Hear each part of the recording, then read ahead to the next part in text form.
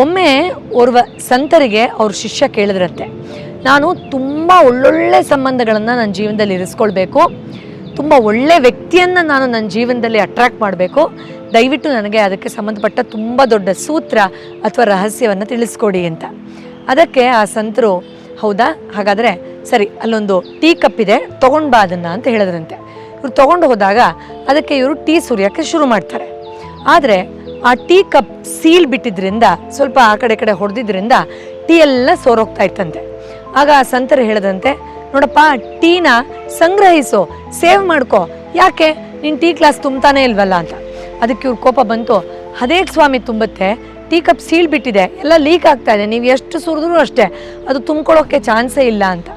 ಆಗ ಅವ್ರು ನಕ್ಬಿಟ್ಟು ಹೇಳಿದ್ರಂತೆ, ಹೌದು ನೋಡು, ಜೀವನದಲ್ಲೂ ಹಾಗೆ ನಾವು ನಮ್ಮ ವ್ಯಕ್ತಿತ್ವದಲ್ಲಿ ನ್ಯೂನತೆಗಳನ್ನು ಇಟ್ಕೊಂಡಾಗ ನಮ್ಮಲ್ಲಿ ಬೇರೆ ಬೇರೆ ರೀತಿಯ ಸೋರಿಕೆಗಳು, ನಮ್ಮ ಮನಸ್ಥಿತಿ, ಆಲೋಚನೆ ಅಥವಾ ನಮ್ಮ ಭಾವನೆ, ಈ ರೀತಿ ಅಡೆತಡೆಗಳು ನಮ್ಮಲ್ಲೇ ಇದ್ದಾಗ ಒಳ್ಳೊಳ್ಳೆ ಸಂಬಂಧಗಳನ್ನು ನಾನು ಹಿಡಿದಿಟ್ಕೊಳ್ತೀನಿ, ಸಂಗ್ರಹಿಸ್ತೀನಿ, ಅದ್ರ ಮೂಲಕ ನಾನು ಖುಷಿಯನ್ನು ಅನುಭವಿಸ್ತೀನಿ ಅನ್ನೋದು ಹೇಗೆ ಸಾಧ್ಯ?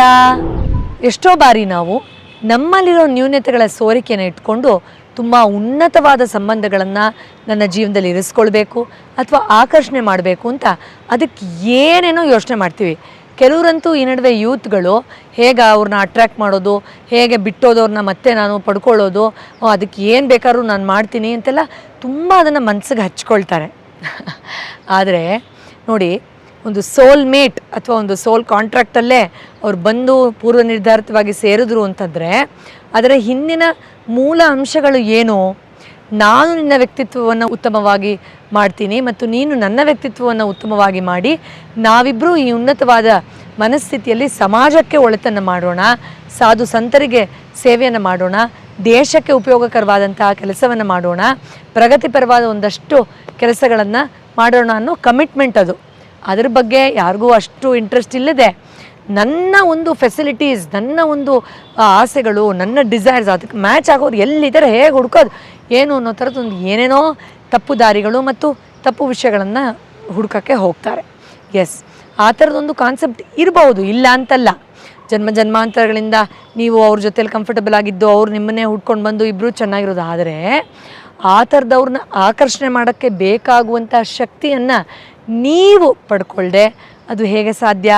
ಅಥವಾ ಮದುವೆ ಆದಮೇಲೂ ಕೂಡ ನೀವು ಅದನ್ನು ರೂಢಿಸ್ಕೊಳ್ದೆ ಅವರಲ್ಲಿ ಬದಲಾವಣೆ ನೋಡಿ ತುಂಬ ಕುಗ್ಗಿ ಹೋದಾಗ ಅದು ಸುಧಾರಣೆ ಆಗೋದಕ್ಕೆ ಯಾವುದೇ ಸ್ಕೋಪನ್ನು ಕೊಡೋದಿಲ್ಲ. ಸೊ ಹೇಗೆ ಮಾಡೋದು? ಎಸ್, ತುಂಬಾ ಸುಲಭ. ನೀವು ಆ ವ್ಯಕ್ತಿಯನ್ನು ಮಾನಸಿಕವಾಗಿ ಯಾವ ಕಾರಣಗಳಿಗಾಗಿ ಆಕರ್ಷಣೆ ಮಾಡಬೇಕು ಅಥವಾ ಮಾಡ್ತಾ ಇದ್ದೀರಾ ಅಥವಾ ಮಾಡಿದ್ರಿ ಅದನ್ನು ಮನಸ್ಸಿನಲ್ಲಿ ಧ್ಯಾನದ ಒಂದು ಸ್ಥಿತಿಯಲ್ಲಿ ಸೂಕ್ಷ್ಮವಾಗಿ ಗಮನಿಸಿ.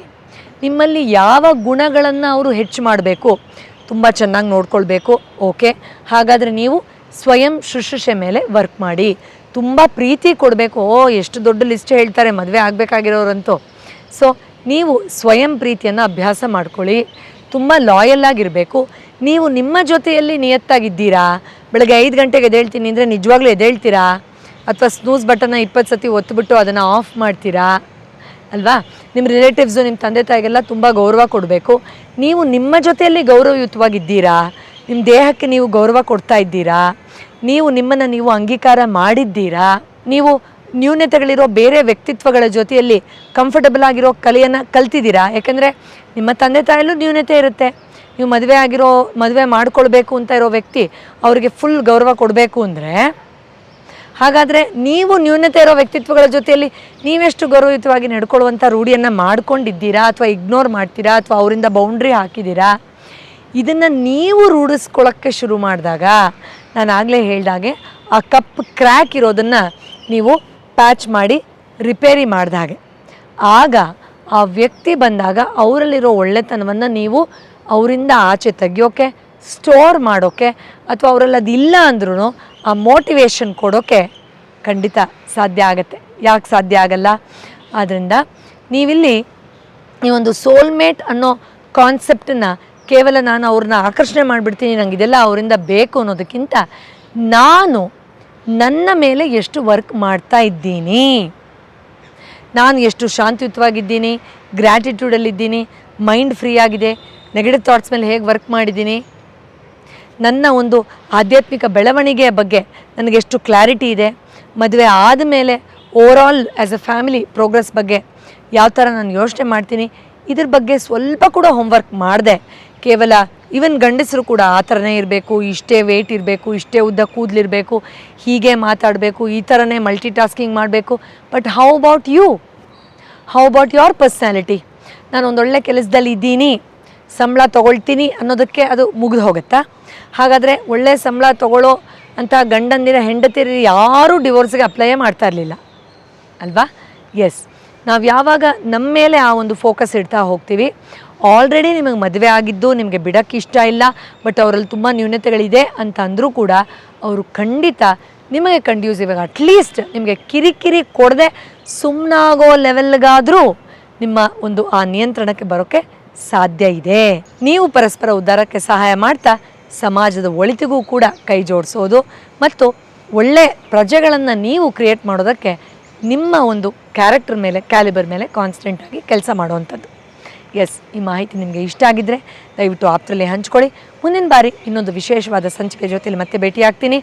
ಔಷಧ ರಹಿತ ಚಿಕಿತ್ಸೆಯ ಸಲಹೆಗಳನ್ನು ಅಳವಡಿಸ್ಕೊಳ್ತಾ ನೀವೇ ಈ ಒಂದು ಸೆಲ್ಫ್ ಹೀಲಿಂಗ್ ಟೆಕ್ನಿಕ್ಗಳ ಮೂಲಕ ಜೀವನವನ್ನು ಉತ್ತಮವಾಗಿಸಿಕೊಳ್ಳೋದ್ರ ಕಡೆಗೆ ಖಂಡಿತ ವರ್ಕ್ ಮಾಡಿ. ಮತ್ತೆ ಸಿಗ್ತೀನಿ. Thank you so much for watching. ನಮಸ್ಕಾರ.